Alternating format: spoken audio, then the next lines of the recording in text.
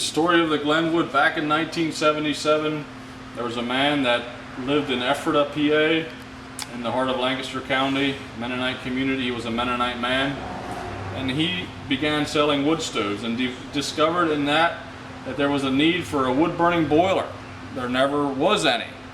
And so he developed a wood-burning boiler and called it the Glenwood because his business was located along Glenwood Drive.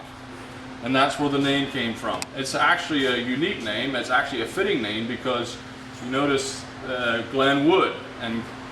But anyway, in 82, between 77 and 1982, the wood stove market boomed and boomed. There was a lot of demand for these. There were thousands and thousands of Glenwoods made. They were small, basically one size Glenwood boiler.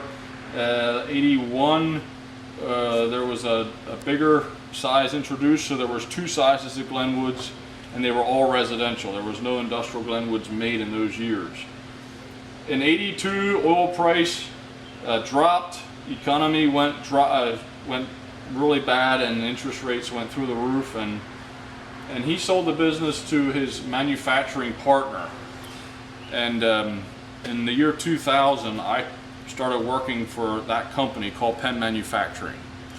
And then in 2008, the owner of that company came to me and said that because of his age, he wants to retire. And so I took over the business. And the rest is history. We developed much bigger sizes. We went in to develop more of a presence in the industrial marketplace, agriculture, and instead of just focusing on residential. In the years between 82 and the year 2000, there was a lot of effort and money spent on research and development, and the two important things in the company's mind was high efficiency and low smoke. We wanted high heating efficiency and very little smoke. And part of the reason for the high heating efficiency drive was that we had more and more people that wanted a boiler that could burn wood and coal and also be able to be backed up with heating oil. And so we wanted a boiler that you could actually use any of those three fuels and have the same efficiency. And so hence all of our testing, our two-pass heat exchange system design that came out of that. And in 1995, we introduced the design that we have now of boiler with the water surrounding the firebox and the fin-type secondary heat exchanger. And that has proven to be a very reliable. In the years between 95 and 2015, we have 20 years behind us in that design already. I can still count on my one hand the times that I've had to fix them. And usually when that happened, it was often occurred within the first year, like perhaps a pinhole opened up in the weld or a little porosity or something like that that was easily fixable. With a closed system like this, it operates under slight system pressure, and because it's closed, no oxygen can get in the water, and since no oxygen can get in the water, no oxidation can occur, which oxidation is another word for rust. And so since it's completely sealed, you don't have to do pH additives. You may. We recommend it for system components like circulators and heat exchangers and things like that. It's good to do a pH analysis periodically, but it's not necessary for corrosion. You don't need corrosion inhibitors and things like that to add to your water. You fill it once, and that should be the last you ever have to do anything for water, adding water to it, unless you have a leak somewhere in your system, a pipe leaks or a fitting leaks or something like that sometimes it needs replenished. And the other neat thing about them is that they come through pre-wired, as you can see. Basically, it makes plumbing very easy. Hookups are very simple. Any plumber can hook them up. And as far as quality of construction goes, 1/4-inch steel A36 is what we use. If you're doing any boiler shopping, always beware of stainless steel, because stainless steel cracks.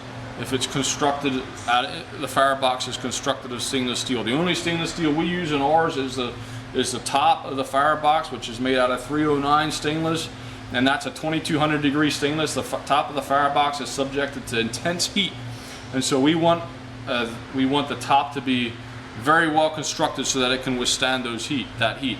However, that stainless steel is floating. It is not welded to anything, and because of that, we don't have to worry about cracking. A36 is the best heat transfer agent out there, and because we have a sealed system, we don't have to worry about corrosion, and so we don't have to have stainless steel for anti-corrosion, and of course it makes it cheaper. The fittings, there are 2 fittings that come out the top of the boiler and 2 fittings that go in the back of the boiler for return. The top is the supply, the back is the return.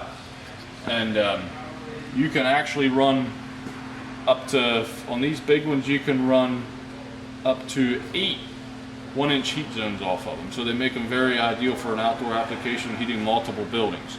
The smaller ones, you can run a total of 4 heating zones, 1-inch heating zones off of them. And most heating zones are 3/4 inch or less. So your capacity is really good as far as water capacity, circulation capacity.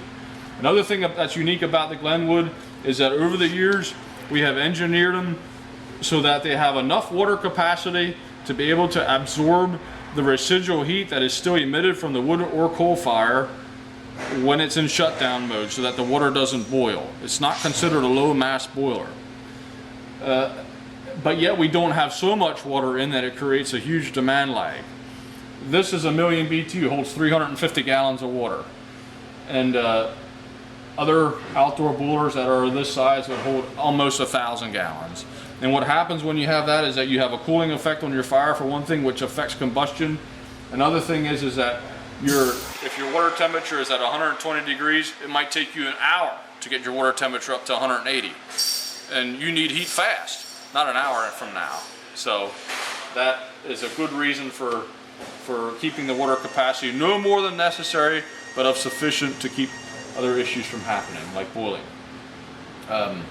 You can run with a closed system, you can run your water temperature up to 220 degrees without it boiling. We recommend stopping at 200 because any kind of plastic PEX piping or things like that in your heating system can rupture over 200. So you want to be careful with that. But from the boiler standpoint, 220 is okay.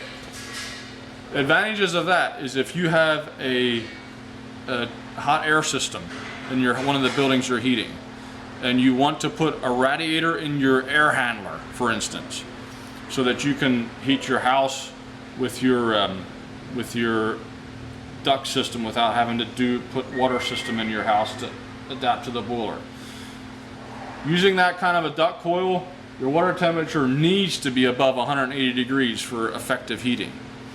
For a typical open system, that creates a problem. With a closed system, no problem, because you can run it 180 or higher, and that'll give you sufficient heat power in your water to heat your house effectively. Once you get below 180 degrees, suddenly your flow rate has to increase to compensate for the reduced temperature.